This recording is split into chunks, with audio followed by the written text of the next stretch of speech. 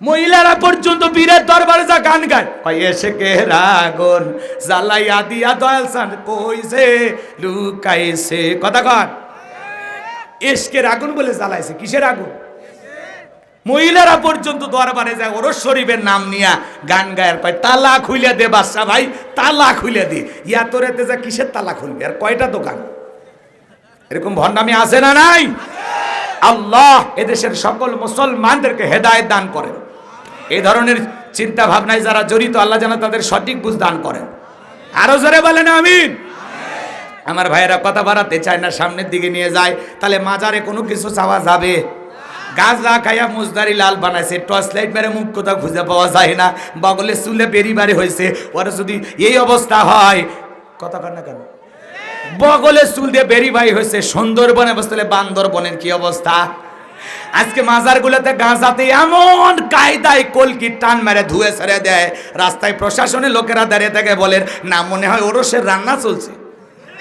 কথা কোন আছে না? না, এরকম ভণ্ড আল্লাহ আমাদের হেদায়েত দান করেন। জোরে বলেন আমিন। তাহলে কোনো ভণ্ডর কাছে যাওয়া যাবে? সিজদা মসজিদে না মাজারে? পীরের পায়ে না আল্লাহর ঘরে? নেতার পায়ে না আল্লাহর ঘরে? মনে থাকবে তো মুসলমান। এরপরে টিয়া পাখির কাছে যে ভাগ্য গণনা করে, কবিরাজের কাছে যে ভাগ্য গণনা করে। আমার এলাকায় এক কবিরাজ কি যেন উল্টা পাল্টা বুঝাইছে, কয় হ্যাঁ তোমার স্বামী ভালোবাসে, তোমার বালিশের নিচে তাবিজ আছে, নারিকেল গাছের নিচে তাবিজ আছে, তোমার স্বামী আর একটা মেয়ের সাথে গভীর সম্পর্কে জড়িত। ওই মেয়ে তো এমন কথা শুনে, কবিরাজের কথা শুনে বাড়িতে যায়, এমন কায়দায় ঝগড়া লাগছে, মানে স্বামী লুঙ্গি খুলে ফেলে দেবে। সেই ঝগড়া লাগছে, স্বামী তখন বলতেছে, রে তোর পা ধরি রে, খালি কবিরাজের ঠিকানাটা দে, জীবনে আর কোনোদিন তোর সাথে ঝগড়া করবো না। এইবার কান্নাকাটি করিয়া যখন বউ ঠিকানা দিয়ে দিছে, এইবার যায় বেচারা কবিরাজের কাছে, বলে হাত দেখ, আমার ভাগ্যটা দেখ। কবিরাজ 2-1 মিনিট হাত নাড়াচাড়া করছে, মারছে ঠাস করে একটা থাপ্পড়। কবিরাজ বলতেছে, বাবা আমি মুরব্বী মানুষ, আমি কবিরাজ, আমার সাথে বেয়াদবি করলে, চুপ কর, ভণ্ডামি বন্ধ কর। আমার বউয়ের সাথে আমার এই সম্পর্ক, আমি বালিশের নিচে তাবিজ রাখছি, নারিকেল গাছের নিচে শিশিতে ভৈরে তাবিজ পুঁতে রাখছি। এত কথা বলতে পারিস, মানুষের ভাগ্য গণনা করতে পারিস, আর 2 মিনিট পরে তোর ভাগ্যে থাপ্পড় আছে সেটা বলতে পারিস না? এই ভণ্ডামির ব্যবসা বন্ধ কর, না হলে তো জ্যান্ত কবর দেব, জ্যান্ত।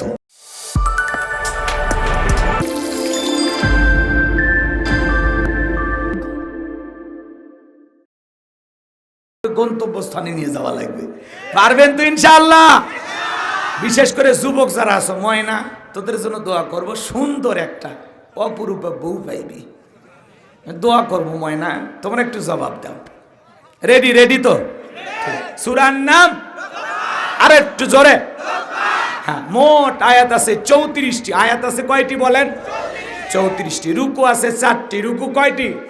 4টি। বিশ্বনবীর মক্কার জিন্দিগিতে এই সূরাটি নাজিল হয়েছিল। কোরআনুল কারীমের 31 নাম্বার সূরা। সূরা নাম্বার কত? হ্যাঁ, 21 পারার মধ্যে এই সূরাটি আছে। আল্লাহ কবুল করেন। জোরে বলেন আমিন। একটু জবান ছেড়ে সবাই আমার সাথে মহাব্বতে পড়ুন।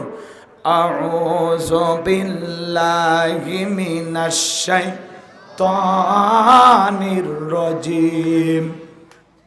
বিসমিল্লাহির রাহমানির রহিম।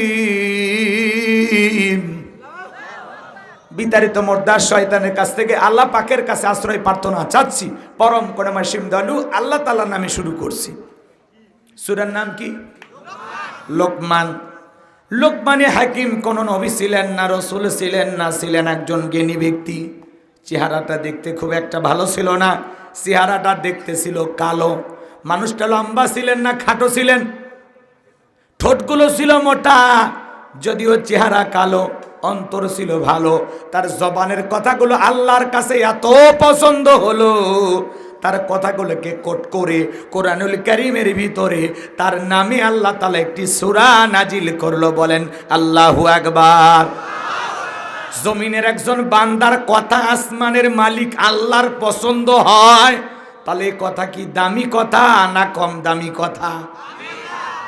আসমানের মালিক আল্লাহর ভালো লেগেছে, জমিনের একজন বান্দার কথা শুধু ভালো লাগাতেই সীমাবদ্ধ না, ভালো লাগায় এত ভালো লাগাছে লেগেছে যে আল্লাহ তাআলা তার কথাগুলোকে উপদেশ হিসাবে পুরো পৃথিবীবাসীকে জানিয়ে দিয়েছেন। আল্লাহু আকবার বলেন।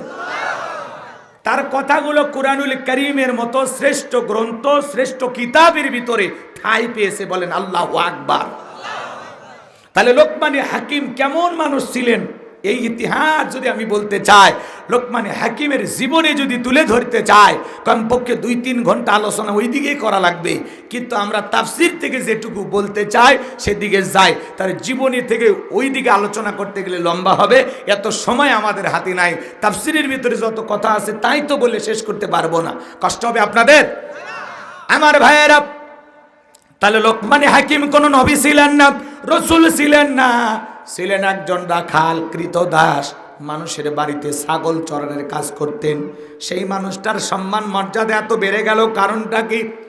লোকমানে হাকিম যদিও চেহারা ছিল কালো, অন্তর ছিল ভালো, তার জবানের কথাগুলো, উপদেশগুলো আল্লাহ তাআলার কাছে এত পছন্দ হলো।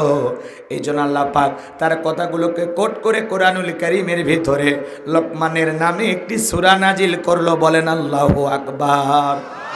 আমার আল্লাহ রাব্বুল আলামিন বলেন, ওয়ালাকাদ আতাইনা লুকমানাল হিকমাতা আনিশকুরু লিল্লাহ ওয়া মান ইয়াশকুর ফাইন্নামা ইয়াশকুরু লিনাফসিহি ওয়া মান কাফারা ফাইন্নাল্লাহা গনিয়্যুন হামিদ।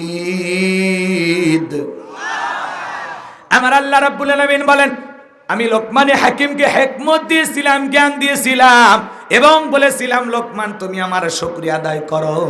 লোকমানে হাকিম ইলম আর জ্ঞান পাওয়ার পরে শুকরিয়া আদায় করেছিলেন কার? আল্লাহ। এতে লোকমানে হাকিমের সম্মান মর্যাদা কমেছে না বেড়েছে? আল্লাহ তাআলা বলেন, আমি লোকমানে হাকিমকে হিকমত দিয়েছিলাম, জ্ঞান দিয়েছিলাম, এবং বলেছিলাম লোকমান তুমি আমার শুকরিয়া আদায় করো। যে শুকরিয়া আদায় করে সে তার নিজের জন্যই শুকরিয়া আদায় করে, এতে তার নিজের লাভ। আর যারা শুকরিয়া আদায় করে না তাদের জেনে রাখা উচিত আমি আল্লাহ অমুখাপেক্ষী, আমি আল্লাহ নিজেই প্রশংসিত, বলুন আল্লাহু আকবার। ভালো করে বোঝার চেষ্টা করবেন, তাম পৃথিবীর মানুষগুলো যদি এক জায়গায় হয়ে আল্লাহকে আল্লাহ বলে ডাক দেয়, আমার আল্লাহর সম্মান মর্যাদা বাড়ে না। তাম পৃথিবীর মানুষগুলো যদি এক জায়গায় হয়ে আল্লাহকে আল্লাহ বলে না ডাক দেয়, আমার আল্লাহর সম্মান মর্যাদা কমে না। আপনি ডাকলেও আমার আল্লাহ আল্লাহ, না ডাকলেও আমার আল্লাহ আল্লাহ। 5 বছর পরে ভোট দিয়ে নির্বাচন করে কি আল্লাহ হয়? কথা কোন ভাষা কি বোঝেন? আপনি ডাকলে আপনার লাভ, না ডাকলে আপনার লস। আপনি ডাকলে আপনি লাভবান, আপনি ভাগ্যবান, আপনার নিজেরই লাভ। আর না ডাকলে আপনি ক্ষতিগ্রস্ত, আপনি বিপদগ্রস্ত, আপনি হতভাগা। কথা বলে না কেন? কারণ আপনি ডাকলেও আমার আল্লাহ আল্লাহ, না ডাকলেও আমার আল্লাহ আল্লাহ। তাম পৃথিবীর মানুষ এক জায়গায় হয়ে আল্লাহকে ডাকলেও আল্লাহর সম্মান মর্যাদা বাড়ে না। আবার যদি মানুষ স্লোগান দেয় আল্লাহকে আল্লাহ বলে ডাক দেব না, এতে আল্লাহর মর্যাদা সম্মান কমে না। কারণ আল্লাহ তাআলা আয়াতের শেষে পরিষ্কারভাবে বলেছেন, ওয়ামান কাফারা ফাইন্নাল্লাহা গনিয়্যুন হামিদ। তাদের জেনে রাখা উচিত আমি আল্লাহ নিজেই প্রশংসিত। সুবহানাল্লাহ বললেন।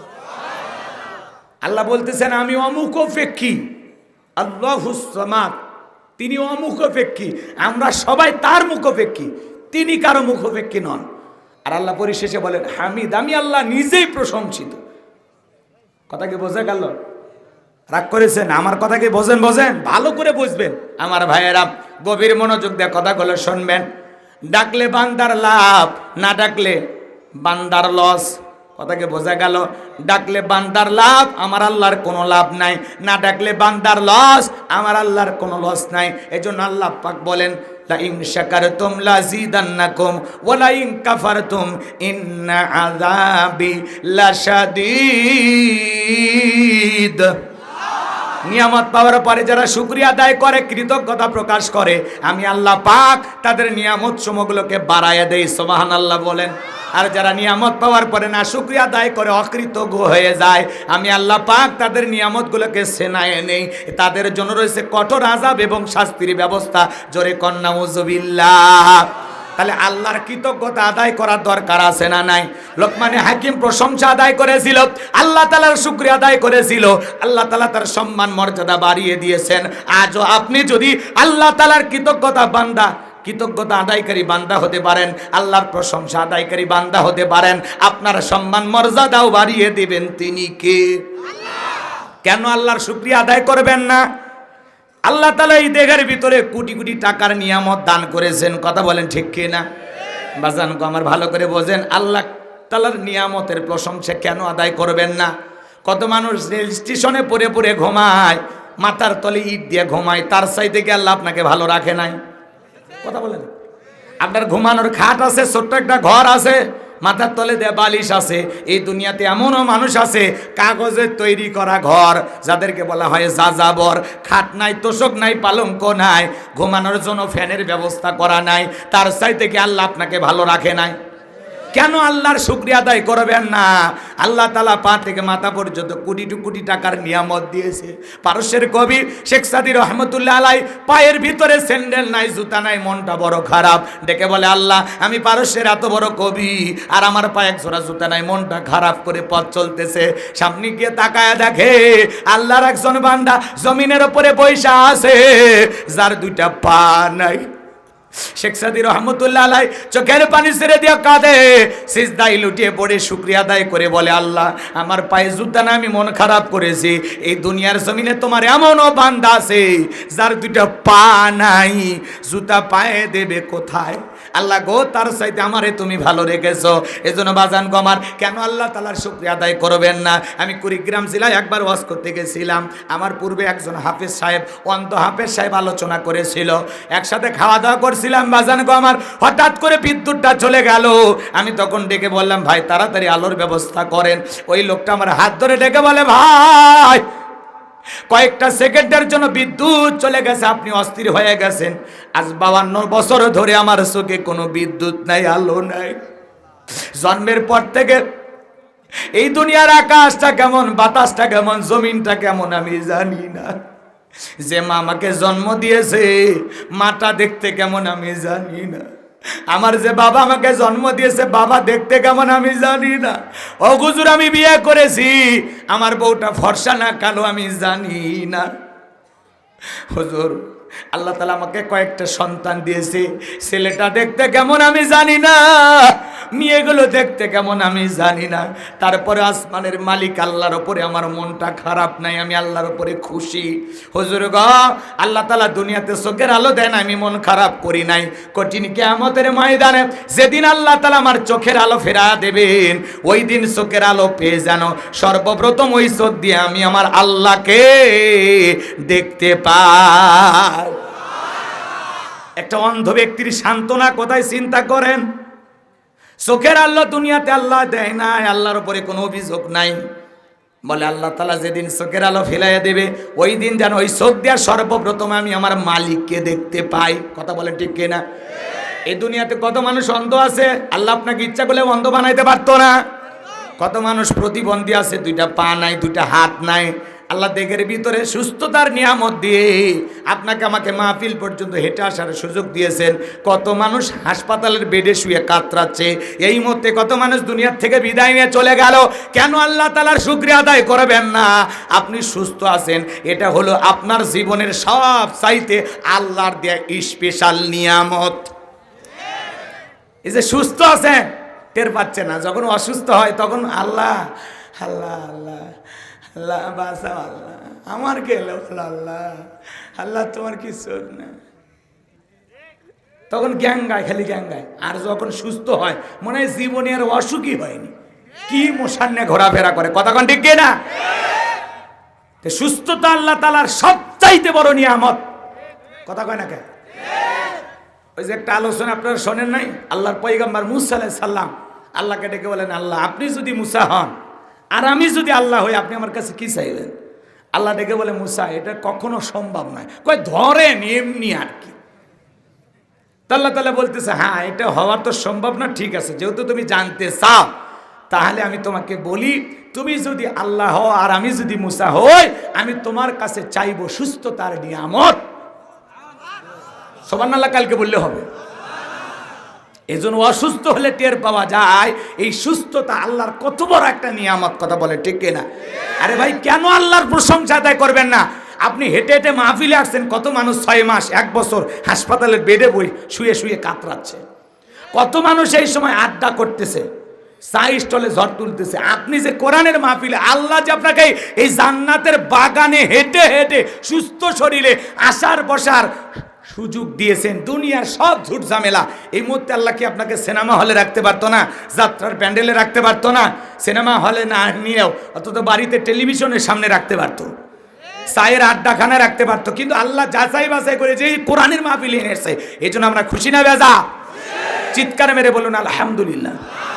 কিশোরগঞ্জের এক জায়গায় ওয়াজ করতে গেছিলাম, এক মুরব্বী চাচা আহারে গ্রামে গ্রামে হাওয়াই মিঠাই বিক্রি করতো, সেই মানুষটা 200-250 বিঘে জমির মালিক আল্লাহ বানায় দিছে। ওই লোকটা বলতেছে পরে আমি 5-6 বিঘে জমি মসজিদ মাদ্রাসায় দান করে দিছি। তাহলে চিন্তা করেন জিরো থেকে হিরো বানায় কি? আপনি রিক্সা চালান, ভ্যান চালান, আলহামদুলিল্লাহ এতে আমি খুশি। এমনও মানুষ আছে একটা রিক্সা কেনার টাকা নাই। আপনার একটা ছোটখাটো তানোর বাজারে অথবা মুন্ডুমালা এই বাজারে একটা দোকান আছে, আলহামদুলিল্লাহ। আপনার মতো কত মানুষ স্বপ্ন দেখে এই বাজারে একটা দোকান দেবে।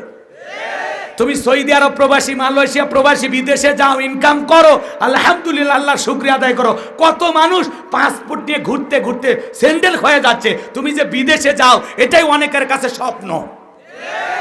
আল্লাহ তাআলা যাকে যে অবস্থানে রেখেছেন, আল্লাহ যতটুকু দিয়েছেন ততটুকু পেয়ে আমরা হ্যাপি থাকবো, আমরা খুশি থাকবো, কথা বলে ঠিক কি না? আমরা কি জন্মের সময় মায়ের পেট থেকে টাকার বান্ডিল নিয়ে এসেছিলাম? জমির দলিল একেবারে ল্যাংটা করে নিয়ে আসছে আল্লাহ। এখন আপনি জমির মালিক, কয়েক বিঘে জমির মালিক, কথা কয় না? আপনার কি সুন্দর ঘর বাড়ি কে দিছে? কে? আপনার ব্যাংকে লক্ষ লক্ষ টাকার ব্যবস্থা কে করছে? ব্যাংকে না থাকলেও বাড়ির ভিতরে বাক্সের ভিতরে আছে। টাকা পাইলেন কই? কে দিয়েছে? কে? জোরে বল না, কে দিয়েছেন? কেন আল্লাহর শুকরিয়া আদায় করবেন না? কেন? কত মানুষ রাস্তায় ভিক্ষা করে, আল্লাহ চাইলে ওই ভিক্ষুক আপনাকে বানাইতে পারতো না? তাহলে শুকরিয়া হবে কার? এই জন্য লোকমানে হাকিম আল্লাহ তাআলার প্রশংসা আদায় করেছিলেন, আল্লাহ তাআলার কৃতজ্ঞতা আদায় করেছিলেন। আল্লাহ খুশি হয়ে তার সম্মান মর্যাদা বাড়িয়েছেন না কমিয়েছেন? তাহলে সুখে থাকি দুঃখে থাকি, যদি জিজ্ঞাসা করা হয় ভাই কেমন আছেন, না হুজুর কোনো মতে দিন কাল যায় না, মরে বেঁচে আছে, এটা বেঁচে থাকা না থাকা সমান, মনে হয় থাপড়ে দাঁতগুলো, কথা কয় না? এটা না মুসলমানের জবাব হতে পারে? আপনাকে জিজ্ঞাসা করেছে ভাই কেমন আছে, আলহামদুলিল্লাহ, তারপরে বলবেন না সুখ দুঃখ কি হয়েছে, আগে জবানটা কি বলবেন? তার আগে উনি কীর্তন শুরু করে দিয়েছে, এই কোনো মতে বেঁচে আছে, ঝুট ঝামেলায়। আহারে ভাই, আপনি যে কথা বলতে পারতেছেন, আল্লাহ যে এই শক্তি আপনাকে দিয়েছে, আপনার তো বোবা বানাই নাই। এই মিয়া শুকরিয়া আদায় করে শেষ করতে পারবেন? কথা বোঝেন, কথা বোঝেন, প্রত্যেকটা কথার ওজন বোঝেন, তাহলে ভাল লাগবে। বিরক্ত হইেন না, কথাগুলো একটু দিল দিয়ে ভাবেন, অন্তর দিয়ে চিন্তা করেন, আকলের দরজাটা খোলেন যে হুজুর কি বুঝাইতে চায়। কেন আল্লাহর শুকরিয়া আদায় করবেন না? কেন বলেন? কি এমন কারণ? প্রশংসা হবে কার? তাহলে সুখে থাকি দুঃখে থাকি সর্ব অবস্থায় প্রশংসা আদায় করবো কার? তাহলে চিৎকার মেরে বলুন আলহামদুলিল্লাহ। আরেকটু জোরে বলেন আলহামদুলিল্লাহ। আমার ভাইয়েরা, আল্লাহ তাআলা যাকে যে অবস্থানে রেখেছেন, রিক্সা চালক হন, ভ্যান চালন হওয়া, মাঠে কাজ করেন, ঘাটে কাজ করেন, সুখে থাকেন দুঃখে থাকেন, হাসপাতালের বেডে থাকেন, যে অবস্থায় থাকেন, সব সময় প্রশংসা আদায় করব কার?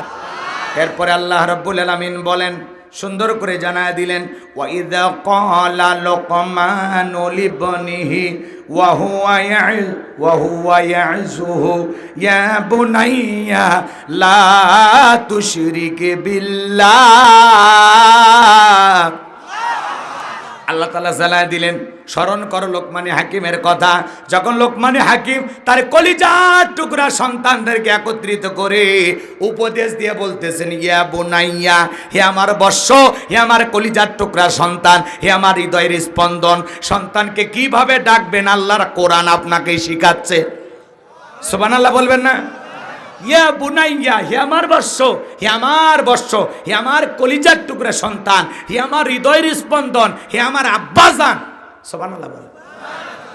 সন্তানকে আদর করে ডাকতে হবে। আজকে বাবা হিসাবে আমরা তো অনেকেই জানি না যে আপনি বাবা হিসেবে আপনার সন্তান আপনার কাছে কয়টি হক পায়। যদি প্রশ্ন করা হয় উত্তর দিতে পারবেন? বলেন তো কয়টা হক পায় আপনার সন্তান? আপনার কাছে কয়টা হক পায়? কি মাত্র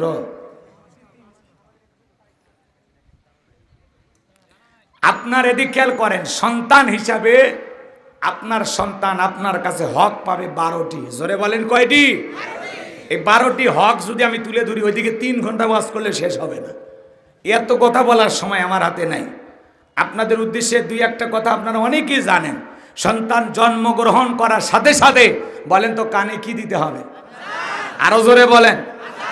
আজকে বাচ্চা জন্মগ্রহণ করার সাথে সাথে সন্তানের মামা ওই ছোট্ট শিশুর সেলফি তুলে ফেসবুকে আপলোড করে, মামা হইলাম। কথা কয় না? এরপরে ওই সন্তানের ছোট্ট বাচ্চা জন্মগ্রহণ করছে, আর চাচা যাইয়া ছবি তুলে ফেসবুকে আপলোড করে, চাচ্চু হইলাম। কথা কয় না? আজান আছে, এরা সবাই সেলফি নিয়ে ব্যস্ত। কথা কয়। এমনকি যে সন্তান যে বাবার মাধ্যমে জন্ম হয়েছে সেই বাবাও আইসা প্রথমে সেলফি তুলে ফেসবুকে আপলোড দিয়ে বলে, আলহামদুলিল্লাহ বন্ধুরা, জীবনে প্রথম ছেলে সন্তানের বাবা হইলাম। কথা কয় না? আজানের কথা মনে আছে? এমনকি যেই মহিলা বাচ্চা জন্ম দিয়েছে এরও যদি ফেসবুক আইডি থাকে, এ ওই অবস্থায় একটা ছবি আপলোড করে বলে, অনেক কষ্টের পরে মা হওয়ার স্বাদ বুঝলাম। এই হলো জামানার হালচাল। খালা থাকে সেও আপলোড করে।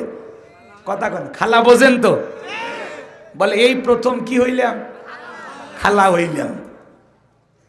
তো এই হলো জামানার হালচাল। মন খারাপ করছেন নাকি আপনারা? আজান দেওয়ার কথা মুসলমান ভুলে গেছে। এরপরে শোনেন, সন্তান জন্মগ্রহণ করার সাথে সাথে তার একটি সুন্দর নাম চয়েস করে রাখার দরকার আছে না নাই?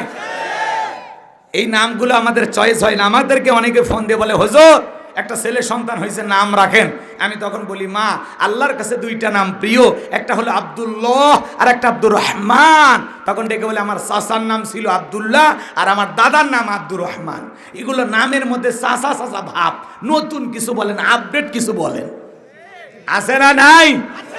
এই নামগুলো মুসলমান পছন্দ করে না। আল্লাহর কাছে যেটা প্রিয় আমাদের কাছে চাচা হয়ে যায়, বয়স্ক মানুষের মতো নাম মনে হয়। কথা কয় না? আল্লাহর কাছে যেটা প্রিয়, আল্লাহর বান্দা হিসেবে, গোলাম হিসেবে, এটা আপনার আমার কাছেও প্রিয় হওয়ার দরকার আছে না না? তা না থুয়ে বাচ্চার নাম থুছে নাট, স্ক্রুপ, বল্টু, হ্যাঁ, লালু, কালু, নানা ধরনের নাম আছে না নাই? হাসি খুশি, মায়া, জয়া, হাফসা, চুমকি, ঝুমকি, সুইটি, বিউটি, শয়তান করে ডিউটি, নানান ধরনের আজে বাজে নাম আছে না নাই? কষ্ট হচ্ছে আপনাদের? বিরক্ত হয়েছেন? নানান ধরনের নাম। পিঙ্কি আছে না নাই? পিঙ্কি। এক গ্রাম্য চাচা ঢাকায় গেছে, ভাতিজার বাড়িতে খাওয়া দাওয়া শেষে জিজ্ঞাসা করে, ভাতিজা তোমার নাকি একটা ছেলে আছে, মেয়ে আছে, ওদেরকে ডাক দাও, ওদের সাথে একটু দেখা করব। এইবার ওই লোক ডাক দিয়েছে, ব্রাশ ফায়ার। গ্রাম্য চাচা মারছে তো, ডেকে বলে, ভাতিজা আমারে তুই ব্রাশ ফায়ার করে মারিস না। কয় চাচা থামেন। কয় না বাবা, এই বয়সে আমার ব্রাশ ফায়ার করে মারিস না। কয় চাচা থামেন, আপনি না আমার ছেলে মেয়েকে দেখতে চাইলেন? বলে হ্যাঁ দেখতে চাইছি। তো কি হয়েছে? কয় ছেলের নাম রাখছি ব্রাশ আর মেয়ের নাম রাখছি ফায়ার।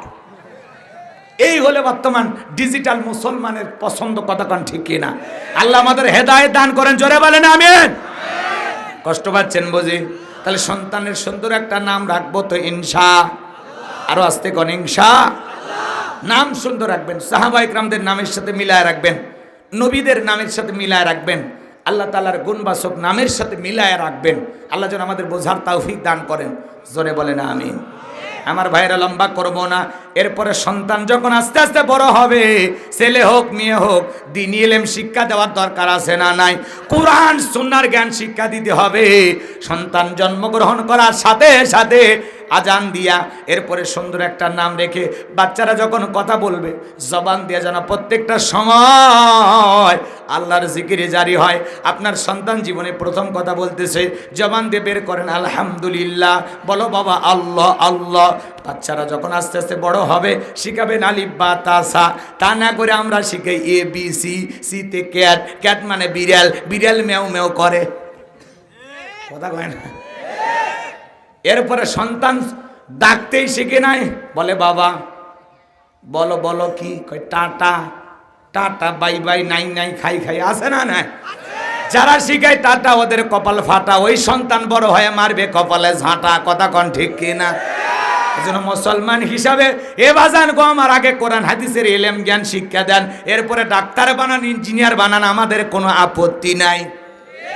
আগে কোরআন হাদিসের জ্ঞান শিক্ষা দেন। রাগ করছেন? করেন, আমার কোনো আপত্তি নাই।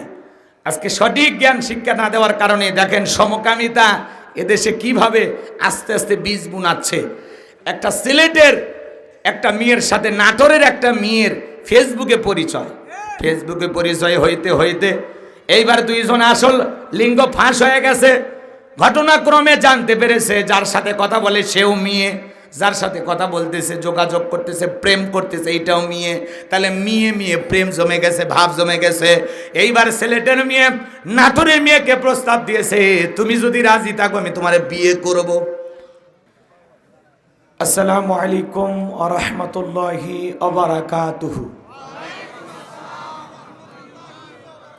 ইন্নাল হামদালিল্লাহিল আকরামিল্লাযী খালাকাল ইনসানা ওয়া কাররামা ওয়া আল্লামাহু মিনাল বায়ানি মা লাম ইয়ালাম ফাসুবহানাল্লাযী লা ইহসা ইমতিনানুহু বিল লিসানি ওয়ালা বিল কলাম নাশহাদু আল্লা ইলাহা ইল্লাল্লাহু ওয়াহদাহু লা শারীকা লাহু ওয়া নাশহাদু আন্না সাইয়্যিদানা ওয়া সানাদানা ওয়া হাবিবানা ওয়া মাওলানা মুহাম্মাদান আবদুহু ওয়া রাসূলুহু আল্লাযী আরসালাহু বিল হাক্কি বাশীরান ওয়া নাযীরা ওয়া দাঈয়ান ইলাল্লাহি বিইযনিহি ওয়া সিরাজান ওয়া কমারান মুনীরা।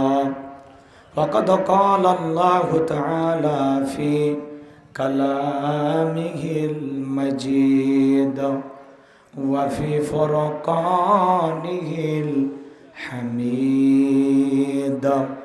সকলে জবান ছেড়ে মোহাব্বতে আওয়াজ দিয়ে পড়ুন, আউযু বিল্লাহি মিনাশ শাইতানির রাজীম। বিসমিল্লাহির রাহমানির রাহিম। ইয়া বুনাইয়া আকিমিস সালাতা ওয়া'মুর বিল মা'রুফ। হুরায়রা রাদিয়াল্লাহু তাআলা আনহু ক্বালা রাসূলুল্লাহ সাল্লাল্লাহু আলাইহি সাল্লাম আদ-দুনিয়া সিজনুল মুমিন ওয়া জান্নাতুল কাফির, রাহুল মুসলিম। আকালা তাআলা ফি শানি হাবিবি ইন্নাল্লাহা ওয়া মালাইকাতাহু ইউসাল্লুনা আলান নবী ইয়া আইয়ুহাল্লাযীনা আমানু সাল্লু আলাইহি ওয়া সাল্লিমু তাসলিমা। সকলে দরুদ ইব্রাহিম পড়ুন। আল্লাহুম্মা সাল্লি আলা মুহাম্মাদিন ওয়া আলা আলি মুহাম্মাদ কামা সাল্লাইতা আলা ইব্রাহিম ওয়া আলা আলি ইব্রাহিম ইন্নাকা হামিদুম মাজিদ। আল্লাহুম্মা বারিক আলা মুহাম্মাদিন ওয়া আলা আলি মুহাম্মাদ কামা বারাকতা আলা ইব্রাহিম ওয়া আলা আলি ইব্রাহিম ইন্নাকা হামিদুম মাজিদ।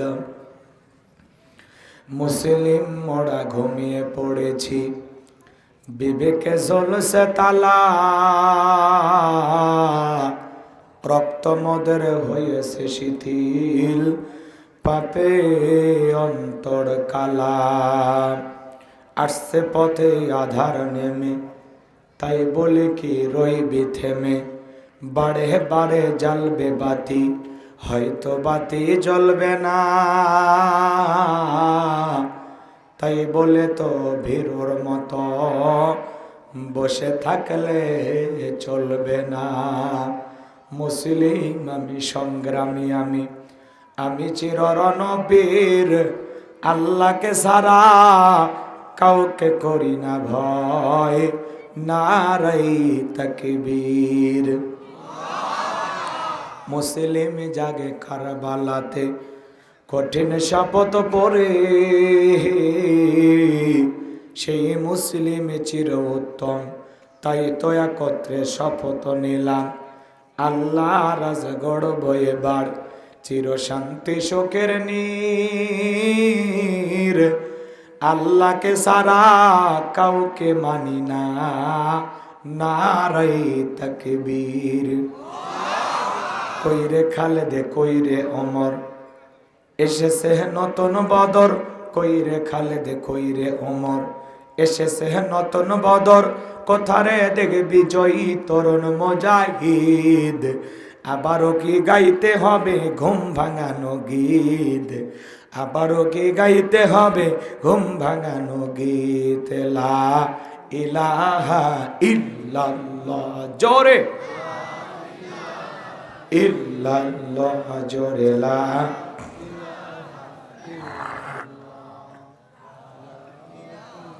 ইল্লাল্লাহ, জোরে লা, জোরে লা ইলাহা। ফুলের বুকে থাকলে মধু, ভ্রমর যেমন আসে,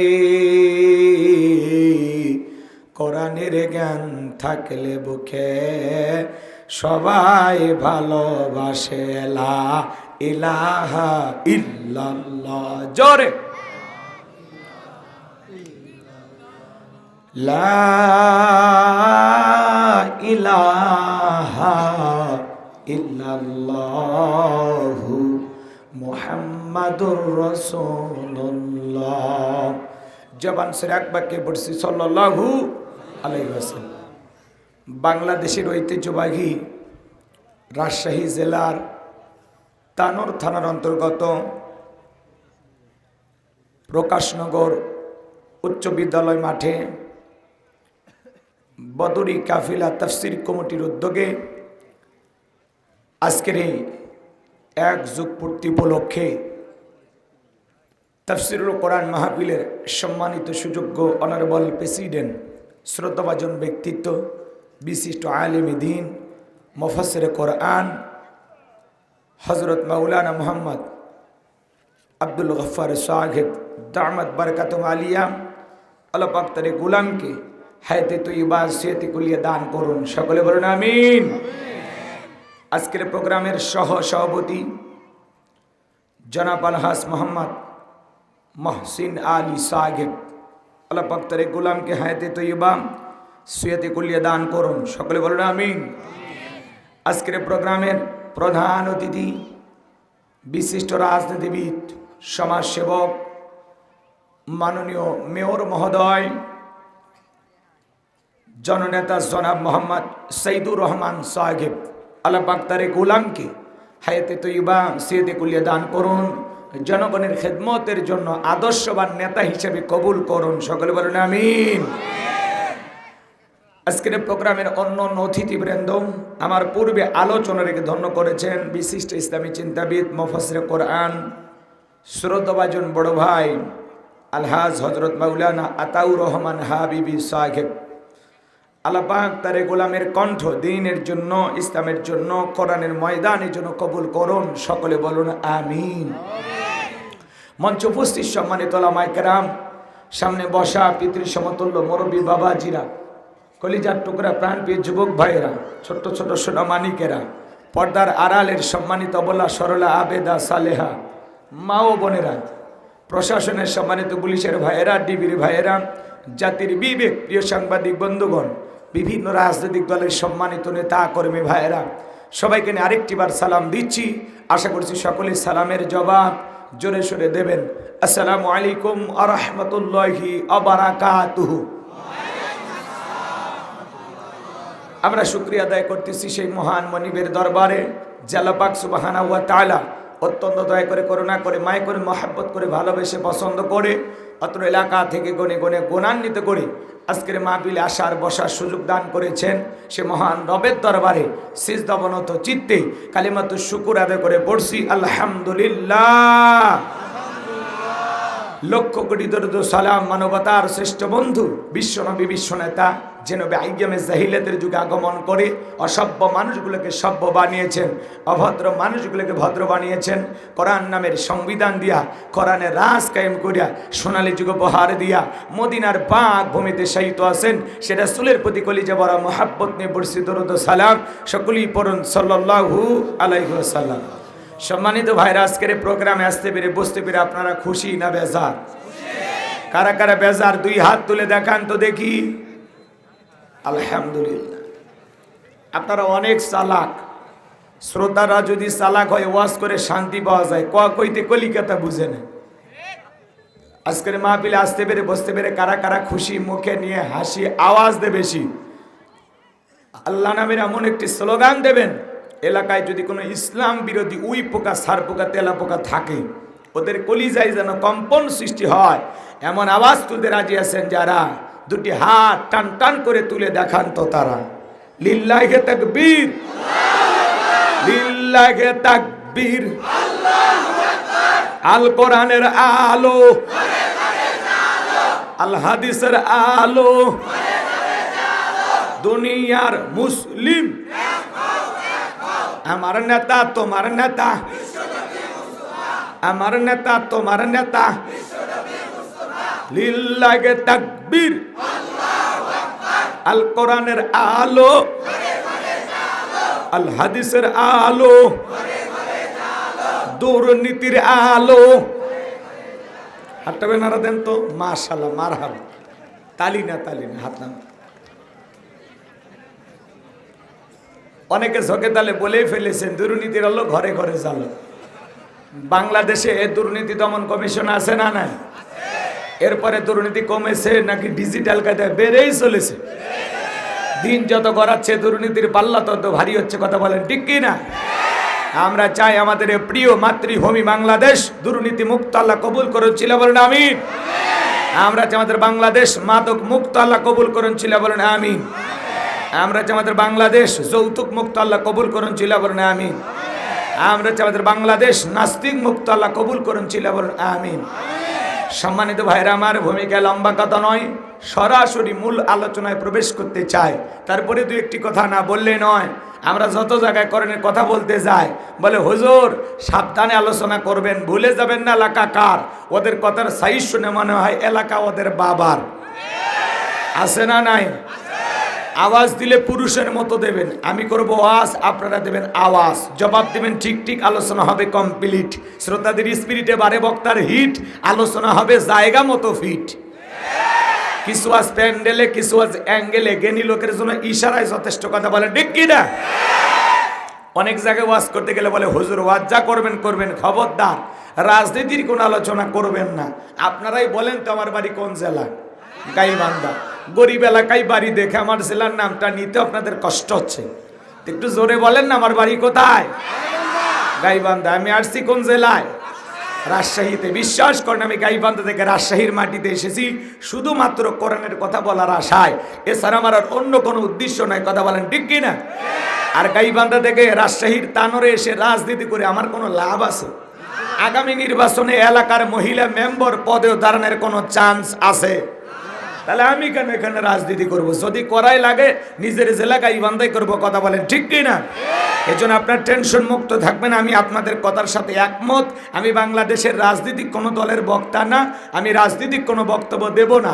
I will not say any political lot because I am not a leader of any political party. কারণ এখানে সব দলের লোক আছে না নাই? এখানে বসে আছেন আওয়ামী লীগ, বিএনপি, জাতীয়বাদ, জামাত ইসলাম, জাসদ, বাসদ, চরমনে, আরশি, দেনবেগে, ফুরফুরা, হাটাজার, ওলামা, নেজামা, তাবলিগ, পাবলিক, ওলামা লীগ, গণতন্ত্র, গণফোরাম, সুসমাজ, বিকল্প ধারা, এলজিবি, বিডিএম, নাগরিক শক্তি, পিপল সোসাইটি, 4 দল, 14 দল, 8 দল, 19 দল, 20 দল, হিবস্তাম, বেনে, বাংলাদেশ কংগ্রেস যে পর্যন্তই থাক। আবার ভিপিনুরের আছে গণ অধিকার পরিষদ। তৈমুর চাচা খুলেছিল তৃণমূল বিএনপি, চাচার হাতে মূলে ধরায় দিস। কথা কন ঠিক কিনা? ওই চাচারও 2-4 জন ভক্ত এলাকায় থাকতে পারে। কথা কন ঠিক কিনা? এত দলীয় লোক সেখানে, আমি কি বোকা দলীয় আলোচনা করব? এই দিক থেকে যদি একটা দলের লোক গুতা মারে, ওই দিক থেকে আর একটা দলের লোক থানায় টেলিফোন করে, আমি হুজুরের অবস্থা ভালো না খারাপ? অতএব আজকের মাহফিলে বাংলাদেশের রাজনীতি নিয়ে কোনো আলোচনা করা হবে? বলেন, বাংলাদেশের রাজনীতি নিয়ে কোনো আলোচনা করা হবে না। তবে হ্যাঁ, আমি যদি কোনো রাজনৈতিক বক্তব্য দেই, এই পৃথিবীর শ্রেষ্ঠ রাজনীতিবিদ, শ্রেষ্ঠ রাষ্ট্রনায়ক, শ্রেষ্ঠ রাষ্ট্রপতি, শ্রেষ্ঠ সেনাপতি, শ্রেষ্ঠ বৈজ্ঞানিক, শ্রেষ্ঠ দার্শনিক, শ্রেষ্ঠ বাবা, শ্রেষ্ঠ নানব, শ্রেষ্ঠ আদর্শ, শ্রেষ্ঠ মহামানব রহমাতুল আলামিনের মদিনার আদর্শের রাজনীতির কথা বলবো। আমি যদি কোনো রাজনৈতিক বক্তব্য দেই, খলিফাতুল মুসলিমিন, আমিরুল মুমিনিন হযরত ওমর ফারুকের আদর্শের রাজনীতির কথা বলবো। যে ওমর ফারুক আল্লাহর জমিনে আল্লাহর আইনকে প্রতিষ্ঠিত করতে গিয়ে নিজের কলিজার টুকরা ছেলেকে পর্যন্ত ছাড় দেয় না। কথা বলে ঠিক কিনা? সেই মদিনাওয়ালার আদর্শের রাজনীতির কথা শোনার পর আপনার যেন আবার চুলকানি আরম্ভ না হয়। কারণ কোরআন হাদিসের হক কথা সবার পেটে হজম হয়। আপনারাই বলেন তো, সুদ করে সামনে যদি সুদের বিষয়ে আলোচনা করা হয়, ও কি রাজশাহীর ভালো কোনো হোটেল থেকে মিষ্টি নিয়ে এসে বলবে, হুজুর হা করেন একটু মিষ্টি খান, নাকি বলবে এই হুজুর এসে সুদের ওয়াজ কইরা আমার সুদের ব্যবসায় লাল বাতি জ্বালাইছে? কথা বলে ঠিক কিনা? যারা ঘুষ খায়, দুর্নীতি করে, হারাম খায়, বুড়ি বানাচ্ছে, 26 মাসের গর্ভবতী, ওদের সামনে ঘুষের আলোচনা করলে খুশি না বাজার?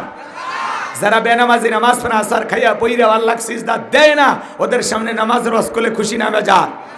যে সমস্ত মা বোনেরা বোরকা পরে না, পর্দা করে না, বুকে ওড়না পর্যন্ত নেয় না, জিন্সের প্যান্ট গেঞ্জি পরে রাস্তাতে হাইটে যায়, পিছন দিক দিয়ে তাকালে মনে হয় 2টি সুপারি গাছ দাঁড়িয়ে আছে, এরকম বেহায়া বেপর্দা নারীর সামনে পর্দার আলোচনা করলে খুশি না বেজা? এক কথায় ওয়াজ যদি কারো বিপক্ষে চলে যায়, কিয়ামত পর্যন্ত সে বক্তার উপরে খুশি হবে না। কথা বলে ঠিক কিনা? এজন্য পরিষ্কার ভাবে একটি কথা বলে দিতে চাই, আজকের আলোচনার সভাপতি স্যারের মতো হবে না, প্রধান অতিথির মতো হবে না, মাহফিল কমিটির মতো হবে না, বক্তার মতো হবে না, শ্রোতাদের মতো হবে না। আল্লাহর কোরআন যা বলবে, গোলাম রব্বানি তাই বলবে। এতে কে খুশি কে বেজার ওইটা টাকার টাইম নাই। কথা বলেন ঠিক কিনা? যুগে যুগে নবী রাসূলেরা দাওয়াতি কাজ করেছেন, তাদের দাওয়াতি কাজেও কাফের বেঈমানরা বাধার পাঁচিরি তৈরি করে দিয়েছিলেন। এরপরে আল্লাহর পয়গম্বরেরা শত বাধার পাঁচিরিকে ভেঙে আল্লাহর জমিনে আল্লাহর পদে মানুষকে দাওয়াত দিয়েছেন। কথা বলেন ঠিক কিনা? আপনার আমার প্রিয় নবী কালিমার দাওয়াতি দিকে কোরআনের প্রচার করতে গিয়ে মার খেয়েছেন ও রক্ত জড়িয়েছেন, দান্দার মোবারক শহীদ হয়ে গেছেন, লোহার টুপি মাথার ভিতর ঢুকে গেছেন। সাহাবায়ে ইকরাম দিনকে প্রতিষ্ঠিত করতে গিয়ে মার খেয়েছেন ও রক্ত জড়িয়েছেন, জীবন দিয়েছেন। ও বাংলার মুসলমান, 1971 সালে এদেশের মাটির জন্য, এদেশের স্বাধীনতার জন্য আপনার আমার পূর্বপুরুষেরা যদি রক্ত দিতে পারেন, জীবন দিতে পারেন, প্রয়োজন যদি হয় আল্লাহর জমিনে আল্লাহর দিনকে প্রতিষ্ঠিত করতে গিয়ে, কোরআনের সমাজ কায়েম করতে গিয়ে নবীদের মতো, সাহাবায়ে ইকরামদের মতো বুকের তাজা রক্ত দিতে হয়। কারা কারা দিতে রাজি? 2 হাত তুলে আল্লাহকে দেখান। লিল্লাহি তাকবীর, লিল্লাহি তাকবীর। হাত সোজা করেন, টান টান করে তোলেন। ওই যে মাঝে মাঝে হাত ব্যাগা করে তুলেছেন, 2 হাত সোজা করার শক্তি নাই। আপনি পুরুষ মানুষ, 2 টিম ভিটামিন ক্যালসিয়াম মাঝে মাঝে কিনে খাবেন, একেবারে দুর্বল হলে চলতে পারবেন। হাত সোজা করেন, সোজা করেন। আমার আল্লাহ রাব্বুল আলামিন বলেন, ইন্নাল্লাহা আশতারা মিনাল মুমিনিনা আনফুসাহুম ওয়া আমওয়ালাহুম বিআন্না লাহুমুল জান্নাহ। সূরা তাওবার 111 নম্বর আয়াতে আল্লাহ পাক জানায় দিলেন, নিশ্চয়ই মুমিন বান্দাদের জান মাল আমি আল্লাহ ক্রয় করে নিয়েছি, বিনিময়ে দেব জান্নাত। বলুন সুবহানাল্লাহ। তাহলে বলেন তো বাজান, আপনার আমার জীবনের মালিক কে? আল্লাহ। এই রাজশাহীর যুবকেরা ভালো করে বলো তো, এই জীবনের মালিক কে?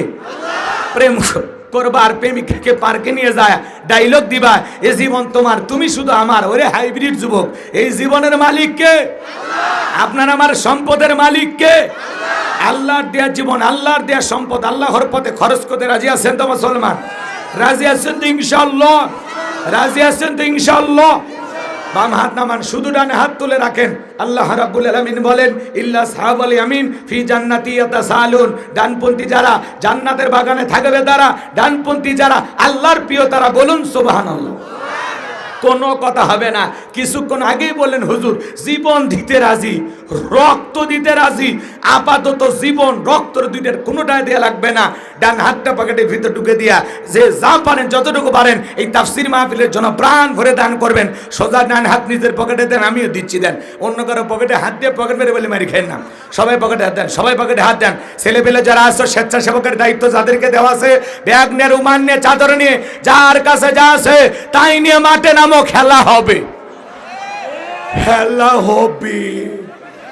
ছেলে পেলে যাবে, সবাই প্রাণ ভরে দেন, সবাই পকেটে হাত দেন। দেন, আমিও দিলাম, দেন সবাই পকেটে হাত দেন। মা মারা গেছে, মায়ের জন্য বাবাজি 200 টাকা। আল্লাহ মায়ের কবর জান্নাতের। কোনো কথা কবেন না, খালি ওই দিক যান, আপনারা ওই দিক সামনে ওয়াজের গতিতে হোক। হ্যাঁ, সবাই পকেটে হাত দেন, আমিও দিলাম, আপনারা দেন। আল্লাহ সবাইকে দেওয়ার তৌফিক দান করুন, জোরে বলেন আমিন। এই ছেলে পেলে ব্যাগনার উমান নিয়ে স্বেচ্ছাসেবকের দায়িত্ব যাদেরকে দেওয়া আছে বাবা তাড়াতাড়ি ভিতরে চলে যান। আপনার 10, 20, 50, 200, 100, 500, 2000, 5000, 10,000, 1 লাখ, 2 লাখ যে যা পারেন আল্লাহর হস্তে পকেটে হাত দিয়ে টাকা বের করে দেন। খবরদার কেউ যেন আবার বিড়ি ম্যাচ দিন না। 2014 সালে ওয়াজ করতে গেছিলাম রংপুর তারাগঞ্জ, ওই জায়গায় কালেকশন চলতেছিল। একজন ব্যাগের ভিতর দিয়েছিল 2 প্যাকেট বিড়ি, দিয়ে লেগে দিয়েছে 1 প্যাকেট মাহফিল কমিটির আর 1 প্যাকেট বক্তার। কত বড় দুষ্ট চিন্তা করেন, এরকম দুষ্টমি করা যাবে না। সবাই পকেটে হাত দিয়ে আল্লাহর রাস্তায় টাকা দেন। মহিলা প্যান্ডেলে আমার মা বোন যারা বসে আছেন, মা আপনারা প্রাণ ভরে দান করবেন। আমি জানি রাজশাহীর মা বোনদের রান্না যেমন ভালো, মনটা তার সাথে বেশি ভালো। আল্লাহ মা বোনদেরকে বেশি করে দান করার তৌফিক দান করুন, জোরে বলুন আমিন। মা বোন যারা বসে আছেন, মা আপনাদের মাঝেও চলে গেছে চাদর, বোরকার পকেট থেকে করে দেন হালকা করে একটু আদর। মা বোনদেরকে আল্লাহ বেশি করে দান করার তৌফিক দান করুন, জোরে বলুন আমিন। আমার হাতে 2, 4, 5, 10,000, 1 লাখ, 2 লাখ যারা দেবেন তাড়াতাড়ি দেন, তাড়াতাড়ি। মাশাআল্লাহ, ভালোই দিচ্ছে। আর 20,000 কই রাখছে? থাক, আলহামদুলিল্লাহ। অনেক জায়গায় কিন্তু এত বড় দানবীর মানুষ পাওয়া যায় না, আলহামদুলিল্লাহ। আমার ভাই যে দিছে, শ্রদ্ধাভাজন বড় ভাই, প্রতিদিন মাহফিল, সব জায়গায় 30,000। খুশি না?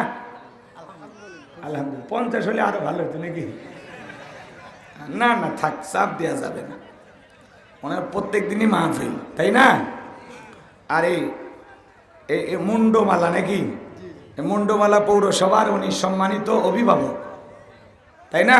নগর পিতা আল্লাহর গোলাম জনাব মোহাম্মদ সাইদুর রহমান, মাননীয় মেয়র মহোদয়, নগদে 30,000 টাকা, জোরে বলেন মারহাবা।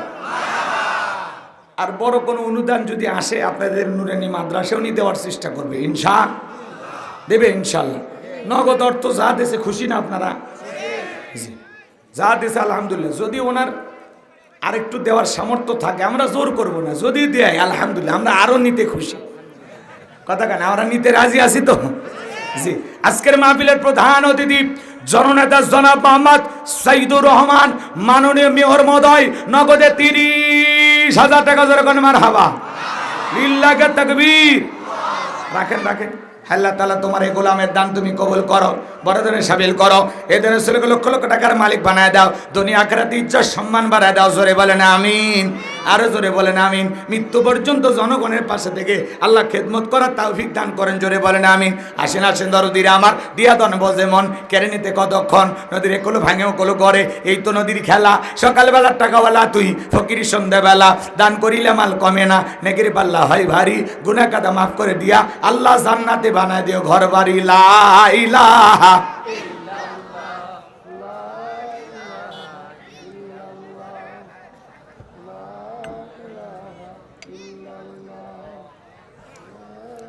লা ইলাহা। ছেলে পেলে ব্যাগ নিয়ে রুমান নিয়ে গেছে, সবাই একটু মুক্ত হস্তে প্রাণ ভরে দান করবেন। আপনাদের দানের বিনিময়ে এই মাহফিলটা চালু থাকবে, এই মাদ্রাসাটা চলে। সবাই একটু মেহরবানি করে 10-এর লাঠি 10-এর লাঠি 1-এর বোঝা আল্লাহর রাস্তায় সবাই একটু প্রাণ ভরে দেন, একটু মহাব্বত করে দেন, ভালোবেসে দেন। মা বোনদের ভিতরে লোকজন চলে গেছে, আমার মা বোনেরা প্রাণ ভরে দান করেন। আল্লাহ মা বোনদেরকে বেশি করে দান করে তৌফিক দান করেন, জোরে বলেন আমিন। আর যা ব্যাগ নিয়ে রুবান দিয়ে কালেকশন করতেছেন, দয়া করে টাকাগুলো মঞ্চে পাঠায় দেবেন, মেহরবানি করে টাকাগুলো মঞ্চে পাঠায় দেবেন। কেউ নিজের মনে করে বাড়িতে নিয়ে যাবেন না সোনা ভাই। হ্যাঁ, টাকাগুলো মঞ্চে পাঠায় দেন। একটু জিকির করেন লা জোরে লা।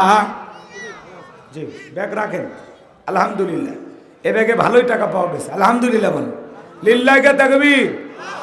আল্লাহ তোমার গোলামেরা যে যা দান করে, আল্লাহ তোমার গোলামদের দান তুমি কবুল করো, তাদের হায়াত বাড়ায় দাও, জিন্দিগির গুনাহগুলো মাফ করে দাও, জোরে বলেন আমিন।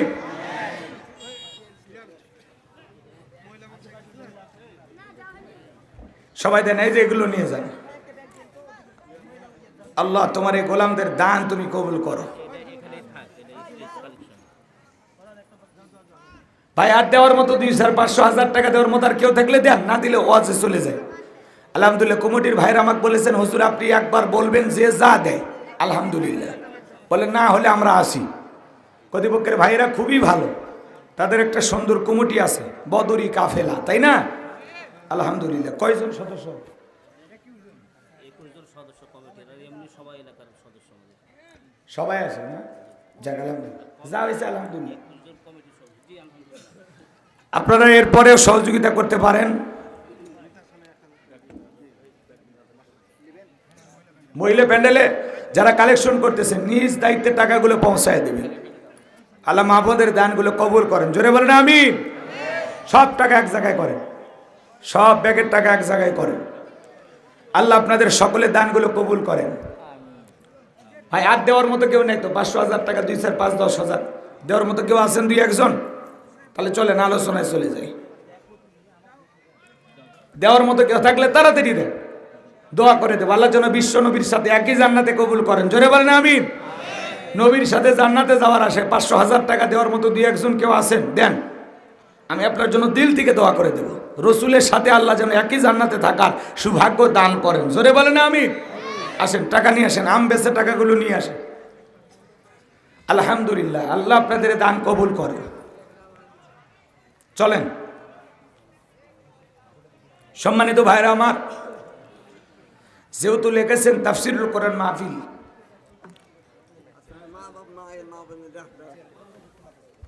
মা বাপ মারা গেছে 2 জনই। আরে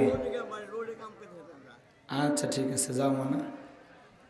ওনার মা বাবা মারা গেছে, তাদের জন্য 150 টাকা দিয়েছেন, আল্লাহ কবুল করেন, হায়াত বাড়ায় দেন। তার মা বাবা মারা গেছে, তাদের কবর আল্লাহ জান্নাতের টুকরা বানায় দেন, জোরে বলেন আমিন। দেখেন, একটা শ্রমিক মানুষ মাঠে কাজ করে, ঘাটে কাজ করে, তারপরেও এ মাহফিলে দিয়ে গেল, দিলটা ভরে গেছে। মাশাআল্লাহ। বাবাজি কি নাম বাবা? আফসার আলী, কথার মধ্যে নেই জোরাত আলী, যাইন একেবারে খালি, নগদ 500 টাকা, জোরে বলেন মারহাবা। আল্লাহ তোমার এই গোলামের হায়াত তুমি বাড়ায় দাও, জিন্দিগির গুনাহগুলো মাফ করে দাও, জোরে বলেন আমিন। চলেন আলোচনায় যাই। আর 2-1 জন দিলে দেন, আমাদের এখানে পৌঁছায় দেবেন। কর্তৃপক্ষের ভাইয়েরা রেডি হয়েছে, আপনারা ওনাদের হাতে আপনাদের দান মূল্যবান অর্থ পৌঁছায় দেবেন। মা বোনদের ভিতরে যারা কালেকশন করতেছেন, দয়া করে টাকাগুলো পৌঁছায় দেবেন। পুরুষের তুলনায় নাকি মা বোনেরা অনেক আসছে। ঠিক আছে, ধৈর্য নিয়ে মা বোনেরা বসেন, আলোচনা হবে ইনশাআল্লাহ।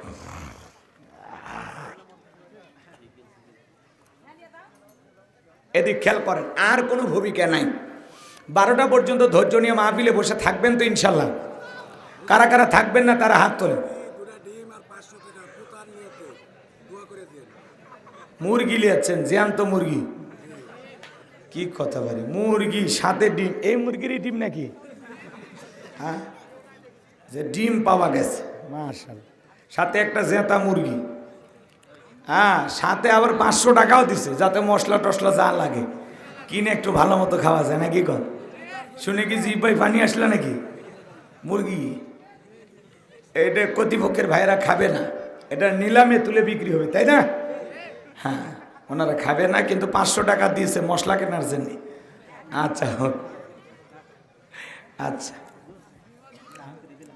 না না না, বললে সময় সময় নষ্ট হবে, দেবে ইনশাল্লাহ। ওই মুরগি 1-2 হাজার টাকা দিয়ে কেনার মতো মানুষ নাই, ব্যাপারী নর দামই তো 1,000, 2-3 হাজার দিয়ে কিনলে কি লস হবে? হ্যাঁ, কেউ শখ করে নিয়ে যাইন তো। আপনার জন্য দোয়া করবো, আল্লাহ কবুল করেন, জোরে বলেন আমিন। আর ভূমিকা নাই, এদিক খেয়াল করেন। 12টা পর্যন্ত আজকের মাহফিলে কারা কারা বসে থাকবেন না তারা হাত তোলে। সবাই চালাক। কারা কারা ধৈর্য নিয়ে বসে থাকবেন 12টা পর্যন্ত, 1.5 ঘন্টা সময় কোরআনের মহাব্বতে দিবেন? 2 হাত তুলে বলেন ইনশাআল্লাহ। আর একটু জোরে বলেন ইনশাআল্লাহ। আর একবার বলেন ইনশাআল্লাহ। হাত নামান। এই যে হাত তুলে ওয়াদা দিলেন, নিজেদের ওয়াদা ঠিক রাখার দরকার আছে না নাই? 12টা বাজলে আপনার ছুটি, 12টা বাজলে আপনি উঠে যাবেন, আমার কোনো আপত্তি নেই। কথা কি বুঝতে পারছেন? কিন্তু 12টা বাজার আগে কোনো ওঠা বসা করবেন না, নিজের ওয়াদা ঠিক রাখবেন। ওয়াদা ভঙ্গ করা কিসের লক্ষণ? মুনাফিকের লক্ষণ। এই যে আপনারা বোঝেন তো, জ্ঞানী মানুষ, আপনারা ওয়াদা দিয়েছেন, আপনার এই জবানের ওয়াদা প্রতিশ্রুতি আপনাকে রাখতে হবে। কথা বলেন ঠিক কিনা? আর যেহেতু তাফসির শোনার নিয়তে বসেছেন, আলোচনা তাফসির ভিত্তিক হবে ইনশাআল্লাহ। যুবকেরা তোমরা নিরাশ হবা না, তোমাদের জন্য স্পেশাল কিছু বরাদ্দ আছে ইনশাআল্লাহ। দেশের অবস্থা করুন, বক্তার দরকার তরুণ। মুরব্বী হলে সুবহানাল্লাহর বাইরে যাবে না, যুবক হলে তাও 2-1 বার রিস্ক নেবে। কথা কন ঠিক না? এই জন্য কেউ ওঠা বসা করবেন না। 70 বছরে মুরব্বী চাচা যদি লঙ্গি মাকার সম্ভাবনা হয় যে আটকানি কঠিন, তাহলে চাচা উঠে যাবে, চাচার ছুটি। কিন্তু কোনো যুবক অবিবাহিত এ যদি পেশাব করার নামে উঠে যাওয়ার ছবি তুলে রাখবেন, মেয়েকে বুড়ি বানায় রাখবেন, তাও এরকম অসুস্থ যুবকের সাথে বিয়ে দেবেন না। কারণ ওর সাথে বিয়ে দেওয়া আর হিজড়ের সাথে বিয়ে দেওয়া একই কথা। কথা কন ঠিক কিনা? 1.5 ঘন্টা পেশাব আটকাইতে পারেন, ওটা পুরুষ। পেশাব লাগবে রাজশাহী, পেশাব করবে যার রাজবাড়ি, ওটা হলো পুরুষ। কথা কয় না? তাহলে থাকবেন তো ইনশাল্লাহ। আমি কথা বলবো পবিত্র কোরআনুল কারীমের 31 নম্বর সূরা। সূরাটির নাম হলো লোকমান। জোরে বলেন কি নাম? লোকমান। আরো জোরে। জোরে হলো না, উঠেই যাবে। কথা কি বুঝতে পারছেন? এই যে আপনাদের উত্তর পাড়ার লোকমান না, এটা আল্লাহর এক পছন্দের গোলাম লোকমানে হাকিম, একজন জ্ঞানী ব্যক্তি। সুবহানাল্লাহ বলেন। আমরা যে কোনো মাহফিলে বসবো, একটা বিষয় ভিত্তিক আলোচনা শুনবো, সেখান থেকে কিছু মেসেজ বাড়িতে নিয়ে যাব, নাকি বলেন? আপনি আদর্শ বাবা হতে চান? কথা কন, আমার কথার জবাব দিবেন। আপনি কি আদর্শ বাবা হতে চান? আপনার সন্তানকে আদর্শ মানুষ হিসেবে গড়ে তুলতে চান? আপনি যদি আদর্শ বাবা হতে চান, আপনার সন্তানকে আদর্শ মানুষ হিসেবে গড়ে তুলতে চান, ছাগলের পেট থেকে জন্ম নিলে ওইটা ছাগলের বাচ্চা, গরুর পেট থেকে জন্ম নিলে ওইটা গরুর বাচ্চা, মানুষের পেট থেকে জন্ম নিলেই ওইটা মানুষের বাচ্চা হয় না, ওকে মানুষের মতো মানুষ করতে হয়। মাদ্রাসায়, স্কুলে ছোট ছোট বাচ্চাদেরকে নিয়ে যায়, মা বাবা কি বলে যে স্যার বা হুজুর আমার এই সন্তানটাকে দিলাম, একে মানুষ বানানোর দায়িত্ব আপনার। তার মানে ও এখনো মানুষ হয়নি, ওকে কি বানাইতে হবে? সুশিক্ষায় শিক্ষিত বানাইয়া মানুষের মতো মানুষ বানাইতে হবে, কোরআন সুন্নাহর জ্ঞান দিয়ে ওকে মানুষ বানাইতে হবে। কথা বলে ঠিক কি না? তাহলে আপনি আদর্শ বাবা হবেন কিভাবে? আপনার সন্তানকে আদর্শ মানুষ হিসেবে কিভাবে গড়ে তুলবেন? এই যে পারিবারিক যে গুরুত্বপূর্ণ একটি মেসেজ, খুব গুরুত্বপূর্ণ একটি বিষয়, এই বিষয় নিয়ে আমাদের আলোচনা হওয়ার দরকার আছে না নাই?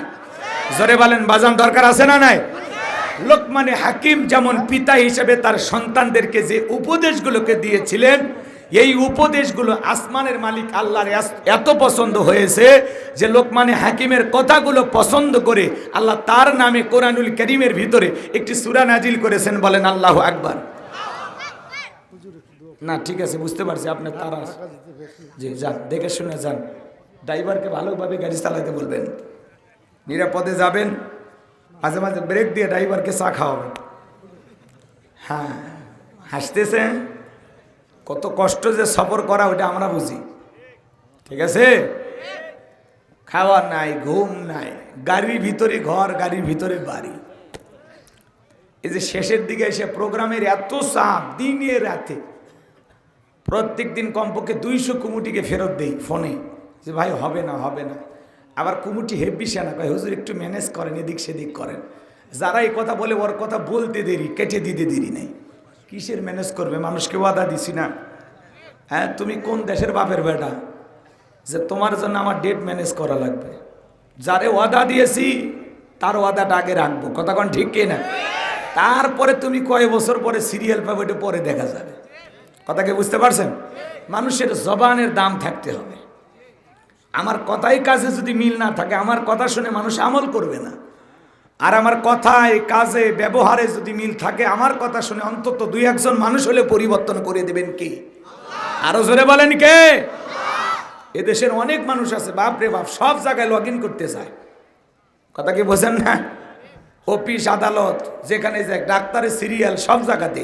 হুজুরদের সিরিয়ালের ক্ষেত্রেও ভাই ও আদাবদ্ধ, ভাই আমার খালি নাই, ভাই হুজুর দেখেন, হুজুর একটু এদিক সেদিক করেন, কোনো একটা কাটিয়ে দেন হুজুর।